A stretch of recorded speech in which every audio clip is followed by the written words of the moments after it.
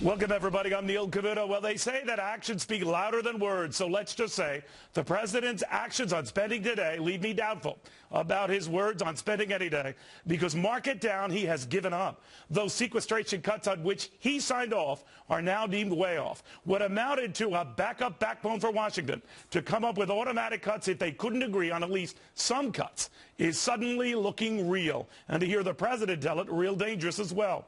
But again, ask yourself this. If cutting little more than 1% off the growth of our budget creates such a stink, my oh my, how could we ever make progress cutting a more than $16 trillion debt that now reeks?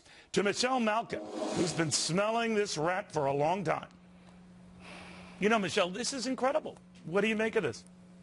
It is. This is the court jester of sequester. I think that this press conference was a national embarrassment. Damnation, condemnation. Get your rhyming dictionary. Well, those are pretty good because you had a couple more rhymes than I did. I ran out of them. But, I mean, he signed on to these cuts knowing that they were sort of the backup plan, as did Republicans, I might point out. So this feigned shock and awe about what we're facing really raises the question, well, why did you come up with them in the first place?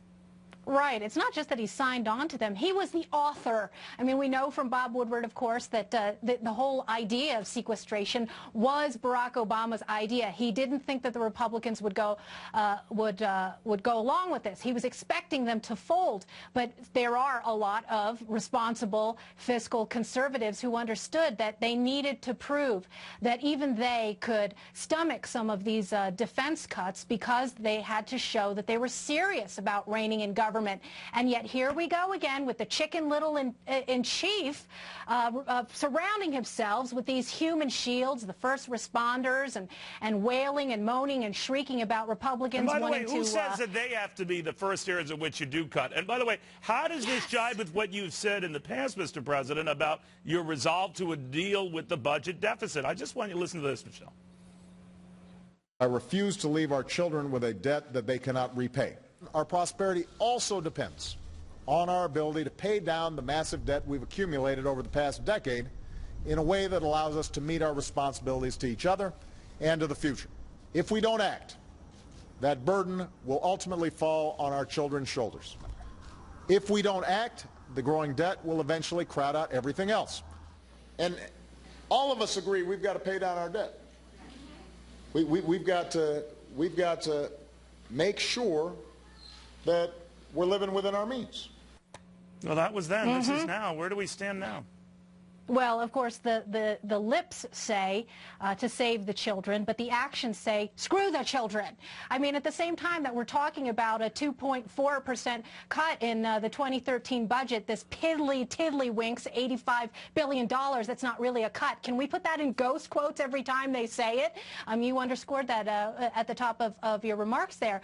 But at the same time that he's talking about that, what did he just do? They just signed $60 billion in pork-laden Hurricane Sandy spending that has no offsets to it. Well, and also in a State of the Union address in which he proposed hundreds of billions of dollars worth of additional spending, promising that it won't add a dime to our deficit, which raises the issue the only way to pay for it is more taxes. But I digress on that point. The bigger point now is what happens, because in the scheme of things, as you rightly pointed out, Michelle, I don't care if you're right or left on this issue, $85 billion in a $3.8 trillion budget is not a lot. And in the scheme of what's going to be likely 10 years from now, at a minimum, a $20 trillion debt, a rounding error on a rounding error on a rounding error. So if we are fighting and guffawing with this, what are we going to do when we really have to put the pedal to the metal? If we do. Right, and that's where I think strategically the Republicans really need to push back hard on this. It's an educational mission and it's an evangelical mission to get people to open their eyes to the real crisis here. You know, the message from these Democrats over the last couple of weeks has been it's very coordinated. The world will end if we don't spend.